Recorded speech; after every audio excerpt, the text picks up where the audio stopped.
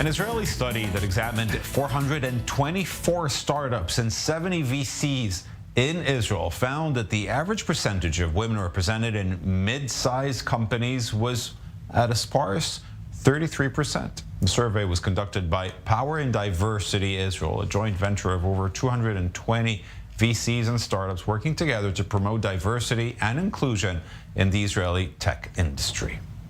For more on that, we're joined by Rachel Wagner Rosenzweig. Thank you very much for being with us today.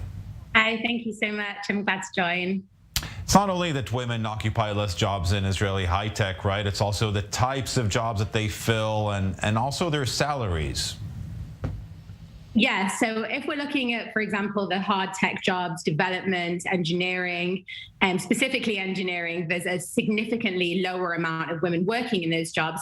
And in regards to salaries, they are always receiving less money than men. Even, for example, looking at a front-end developer, men will receive on average $21,600 a month, whilst women will receive around $18,300. And if we're looking at the highest salaries in high tech, it's only taken by 14% of women. It's majority men. And just to add on, in regards to motherhood, it really should be parenthood, but it's motherhood. Unfortunately, after women have their first child, their salaries will go down 8% on average, as opposed to men's who their salaries stay exactly the same. And that's extremely significant because we're looking at the high-tech sector as a sector that is really doing so much better than the general Israeli economy, while only around 10% to 15% of Israelis work in that sector.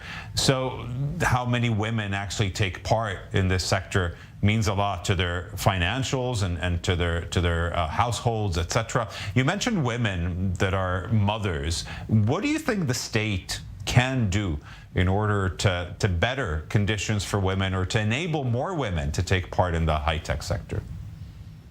Well, in regards to women that are already working in the high-tech sector who have said their salaries are significantly affected by motherhood compared to men, one of the obvious things to me is provide more paternity leave. And for example, in Sweden, they get 16 months of paid leave to share, and also providing funding for childcare that some tech companies do. And during COVID, some of the great companies did that. But I think that's something that they can do too.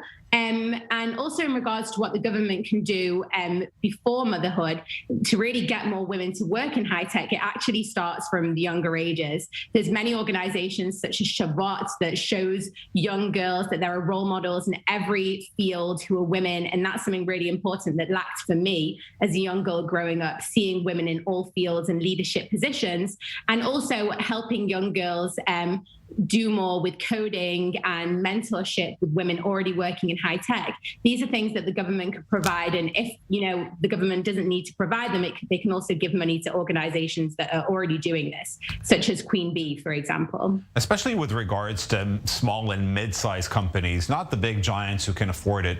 Do you understand CEOs who would rather invest in men that don't go on long maternity leaves, don't need to leave work early in order to pick up the kids?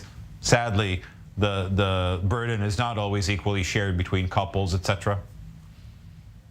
Do I understand it? Yeah. Well, no, I can't say I understand it. I think that the problem doesn't start with the CEO. I think the problem starts with society, and also making sure that women and men who are going into parenthood know that they should share the responsibilities. And then once they're doing that, the CEOs can kind of work with that. But also I think that the bias of the CEOs is a huge mistake. We're seeing over and over again from major research done that companies actually do better when they have women working at the top. They get more money, they get more investments, they understand their customers more because they're more diverse. So no, I do not understand CEOs that do that. Rachel, I agree. Rachel Wagner Rosenzweig, the CEO and co-founder at FemForward. Thank you very much for joining us today. Thank you so much.